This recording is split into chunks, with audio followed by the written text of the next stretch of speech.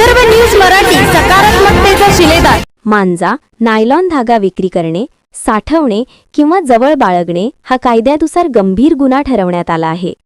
या पार्श्वभूमीवर दिग्रस पोलीस स्टेशनतर्फे नागरिक व दुकानदारांना कडक इशारा देण्यात आला आहे। ठाणेदार वैजनाथ मुंडे यांनी सर्व व्यापारी व नागरिकांना स्पष्ट शब्दांत आवाहन केले आहे की कुणीही मांजा नायलॉन धागा विकू नये, साठवू नये व वापरू नये।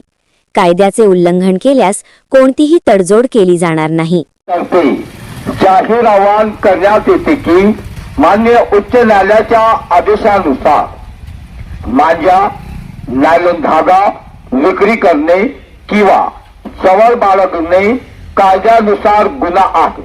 जर कोणी नागरिक, दुकानदार, व्यावसायिक मांजा नायलॉन धागा विक्री करीत असताना किंवा ताब्यात बाळगत असताना मिळून आला तर त्याच्या विरुद्ध कायदेशीर गुन्हा नोंद करण्यात येईल।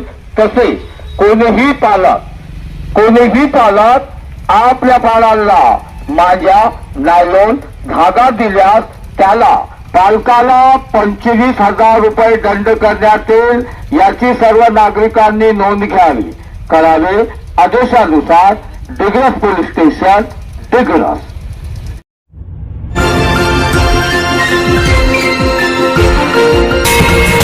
विदर्भ न्यूज मराठी, सकारात्मकतेचा शिलेदार।